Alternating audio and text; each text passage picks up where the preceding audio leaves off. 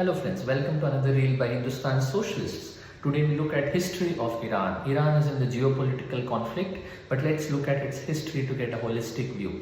Okay, the Persian Empire is the greatest civilization at that time, one of the oldest. Zoroastrianism is the old monotheistic faith, one of the oldest monotheistic faiths. A lot of concepts in the Abrahamic religions are actually derived or influenced, you can say, from the Zoroastrian chain of thought. Okay, the great Cyrus the Great of the Achaemenid Empire is very well known and he's famous. He was an able administrator. He had united the entire Babylon. He gave enough religious freedom to, like, the Jews, for example.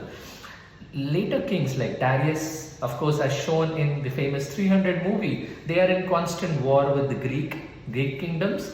Darius III is defeated by Alexander the Great, as we know. Later, with 600 coming and 620, 630, with the advent of Islam in the Arabian Peninsula, the Rashidun Caliphate gets into war with the Sassanids. The Sassanid is the Persian kingdom at that time. Ultimately, they are defeated by the Rashidun Caliphate and Islam enters into Persia. But Persians retain a lot of their culture, language, influence on the nobility, on the kings, on the kingdoms or the sultanates of Persia at that time. So later, with a very we have the advance of science at that time, like Ibn Sina, for example, and Al-Khwarizmi, algebra. So there is the golden period. Of course, Mongols attack after that, and there is a decline of civilization. Later, with the Safavid Empire, 1500, Shiaism becomes the main state religion of Safavid dynasty. This is one of the gunpowder empires, like with the Ottomans and the Mughals. Of course, they want to differentiate themselves with the Ottoman Sultanate. That's why they adopt Shiaism as the state religion. Okay.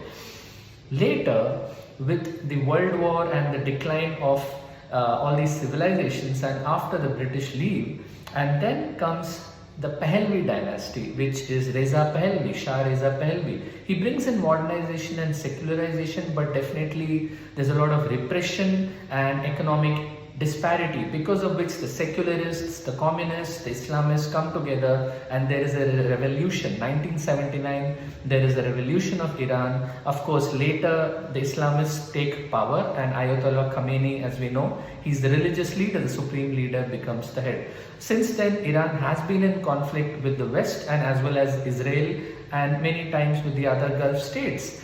But Iran has developed its own indigenous military program. It has a very strong, as we know, defense program as well. Let's see how this all plays out in the coming